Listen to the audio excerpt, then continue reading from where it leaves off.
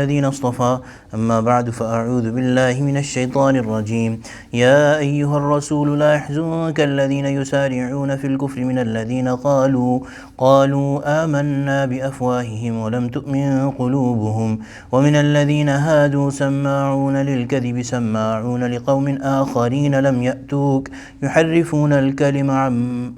يحرفون الكلم من بعد مواضعه يقولون إن أوتيتم هذا فخذوه وإن لم تؤتوه فاحذروا ومن يرد الله فتنته فلا تملك له من الله شيئا أولئك الذين لم يرد الله أن يطهر قلوبهم لهم في الدنيا خزي ولهم في الآخرة عذاب عظيم سماعون للكذب أكالون للسحت فإن جاءوك فاحكم بينهم أو أعرض عنهم وإن تعرض عنهم فلن يضروك شيئا وإن حكمت فاحكم بينهم بالقسط إن الله يحب المقسطين وكيف يحكمونك وعندهم التوراة فيها حكم الله ثم يتولون من بعد ذلك وما أولئك بالمؤمنين صدق الله العظيم وبلغنا رسوله النبي الكريم ونحن على ذلك من الشاهدين والشاكرين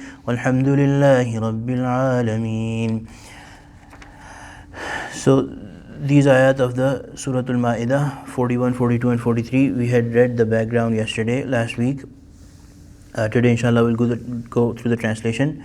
These are in perspective of the two events where the Jewish people came to the Prophet ﷺ seeking a relief from the punishments that are written in their book Torah. So they wanted to follow the command of the Prophet ﷺ only if the Prophet ﷺ would give them a relief compared to what was in their book.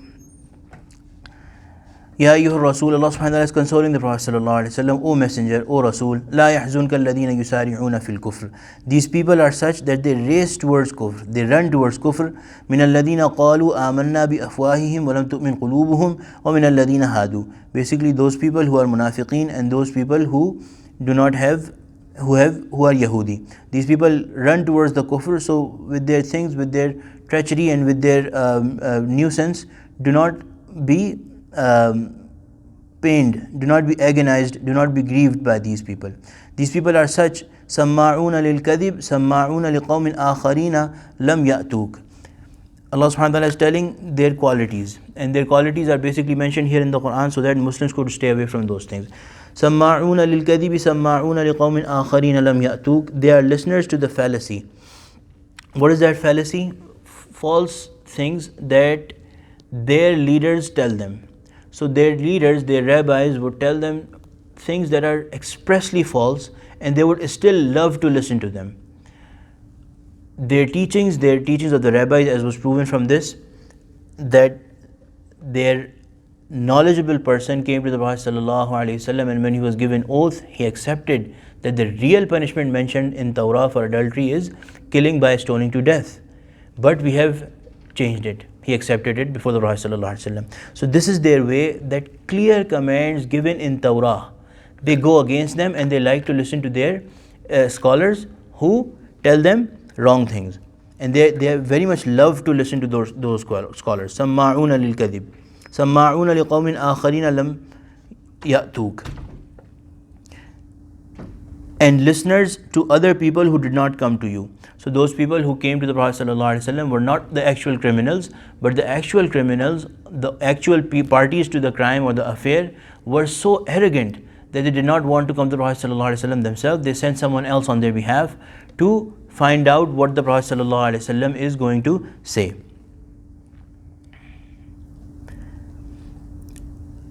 So the second condition mentioned is kibr. يُحَرِّفُونَ الْكَلِمَ مِنْ بَعْدِ مَوَاضِعِهِ.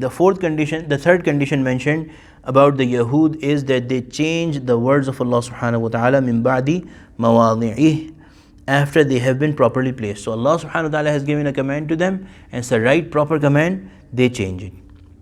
يَقُولُونَ إِنْ أُوتِيتُمْ هَذَا فَخُذُوهُ وَإِنْ لَمْ تُؤْتَوْهُ فَاحْذَرُوا. They say, if you are given this, take it, and if you are not given this, then avoid it. Basically what they were doing with the Prophet ﷺ, that if the Prophet ﷺ passes a lenient ruling, then take it, otherwise run away. Stay away from it, avoid it. وَمَن يُرِدِ اللَّهُ فِتْنَتَهُ فَلَن تَمْلِكَ لَهُ مِنَ اللَّهِ شَيْئًا. So the Prophet ﷺ at the end of this ayah again, Allah subhanahu wa ta'ala is saying that he should not be grieved by these things that these people do, because they have chosen to do these things. And when they have resolved to do kufr, then Allah subhanahu wa ta'ala has also ordained it for, Allah subhanahu wa ta'ala has also agreed to it for them. They are the ones whose hearts Allah did not intend to purify. أُولَٰئِكَ الَّذِينَ لَمْ يُرِدِ اللَّهُ أَن يُطَهِّرَ قُلُوبَهُم. These are people whose hearts Allah subhanahu wa ta'ala has not, Allah subhanahu wa ta'ala has decided that Allah subhanahu wa ta'ala will not purify their hearts because of their decision. لَهُمْ فِي الدُّنْيَا خِزْي. They have a great punishment, humiliation in this world.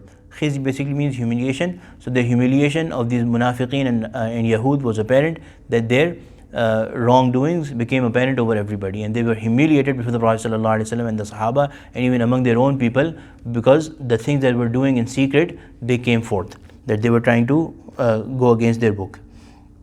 لَهُمْ فِي الدُّنْيَا خِزْي وَلَهُمْ فِي الْآخِرَةِ عَذَابٌ عَظِيمٌ. And surely in the hereafter there is a great punishment for them.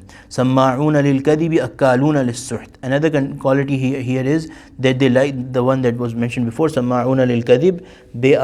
They like to listen to false things attributed to Allah subhanahu wa ta'ala. أَكَّالُونَ لِلسُّحْتِ. They basically are fond of eating haram. They are fond of eating haram. So this is another quality of the Yahud, that they very much like eating haram. And another particular mention here is to bribe, that their ulama, their judges, their scholars, they were fond of taking bribe and changing the word of Allah subhanahu wa ta'ala according to the wishes of the people or the ruler. فَإِن جَاءُوكَ فَاحْكُم بَيْنَهُمْ أَوْ أَعْرِضْ عَنْهُمْ. And now Allah subhanahu wa ta'ala is telling that when such people come to you, so these people were not dhimmi. Dhimmi are those people who are under the protection and under the law of Muslims. These people were not dhimmi. These people, only there was a peace treaty between Muslims and them. So when these people come to you, فَاحْكُم بَيْنَهُمْ أَوْ أَعْرِضْ عَنْهُمْ. Allah subhanahu wa ta'ala is leaving it upon the Prophet sallallahu alaihi wasallam, that if you like, you can decide between them, أَوْ أَعْرِضْ عَنْهُمْ, or you can just turn them away. You can just turn them away, not respond to them, avoid them. وَإِن تُعْرِضْ عَنْهُمْ فَلَن يَضُرُّوكَ شَيْئًا. And if you turn away from them, then there is no harm upon you, there is no burden upon you, because Allah subhanahu wa ta'ala has allowed you to stay away from these agonizing people. And this is another ruling of Quran and Hadith, that when you are not a ruler over people, and when you are not the only source of their knowledge, and when those people are not your responsibility, and they come to you for the cause of fitna, for seeking fitna, then you don't have to answer them. People say that, we must have noticed that people go to ulama with fitna in their heart, that they are seeking confusions in deen, or going to create disruptions and frictions between different factions and different ulama. That one alim is saying this, now they'll take this ruling to the other alim and say, what do you say about this? These kind of things. The other thing that has been shunned in this ayah is, so these ulama are not responsible for answering their questions. If they know that this person has come for a fitna, and that is the reason why a lot of times we hear that such and such mufti is a very harsh person, and such mufti is he gives very short and curt answers, or he does not answer over the phone. I asked him this question, he did not ask, he said come and meet me sometime. Or he did not answer those questions, he just told me one ruling and said that's it, you want to follow it, otherwise go away. They have a perfect right, because when people are seeking fitna, and there's so many people out there who are trying to seek fitna, then it is perfectly lawful for them. They will not give you explanations of everything. If they want to turn away, even if they say that I don't want to respond to a question, even that is perfectly permissible for them. The other thing is that which is mentioned here, سَمَّاعُونَ لِلْكَذِبِ سَمَّاعُونَ لِقَوْمٍ آخَرِينَ لَمْ يَأْتُوكَ. The Jewish people, the common people also liked the fact that their ulama would go against the book of Allah subhanahu wa ta'ala. So they love to listen to them. So for Muslims herein, you should not make anybody and everybody your religious leader.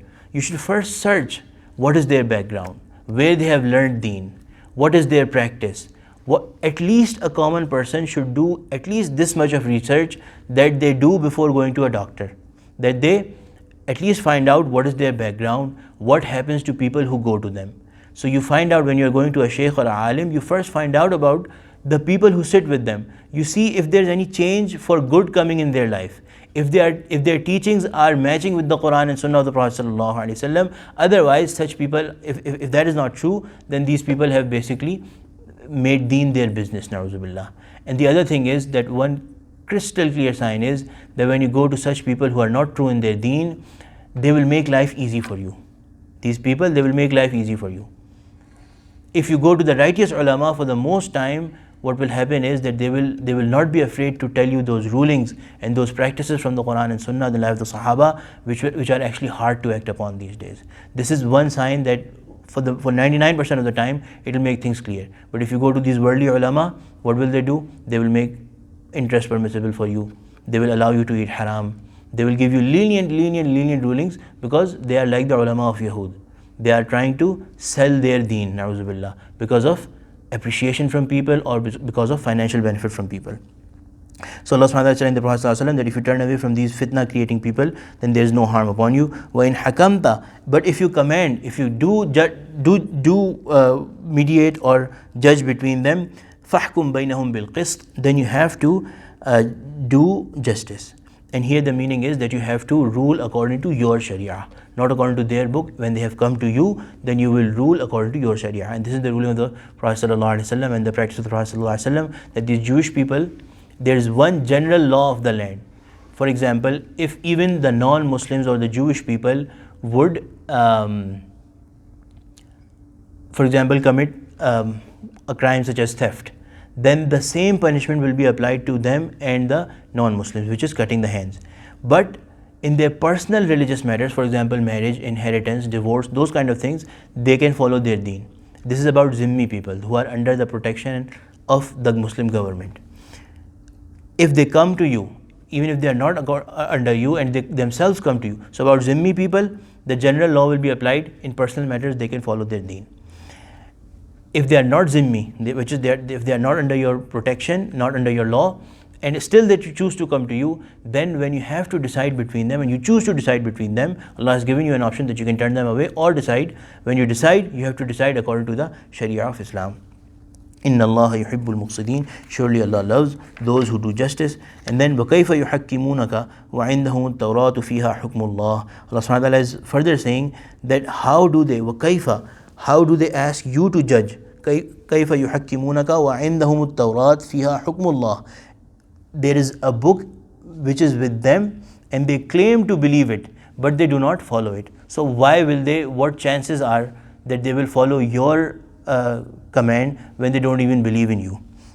ثُمَّ يَتَوَلَّوْنَ مِنْ بَعْدِ ذَلِكَ فِيهَا حُكْمُ اللَّهِ وَعِنْدَهُمُ التَّوْرَاةُ فِيهَا حُكْمُ اللَّهِ ثُمَّ يَتَوَلَّوْنَ مِنْ بَعْدِ ذَلِكَ. They have Torah and they still turn away from it. وَمَا أُولَٰئِكَ بِالْمُؤْمِنِينَ. The reality is that they are not believers. They are basically only fitna creating and na'uzubillah trying to agonize you. May Allah subhanahu wa ta'ala protect us from the people who agonize the ulama, the people of Allah and the Nabi of Allah, and may Allah subhanahu wa ta'ala make us from the people of Quran. Alhamdulillahi Rabbil Alameen, salatu wassalamu ala Sayyidil Mursaleen. Rabbana zalamna anfusana wa illam taghfir lana wa tarhamna lanakunanna minal khasirin. Rabbi ighfir warham wa anta khairur rahimin. Sallallahu ta'ala ala khayri khalqih Sayyidina wa Maulana Muhammad wa ala alihi wa sahbihi ajma'in. Amin.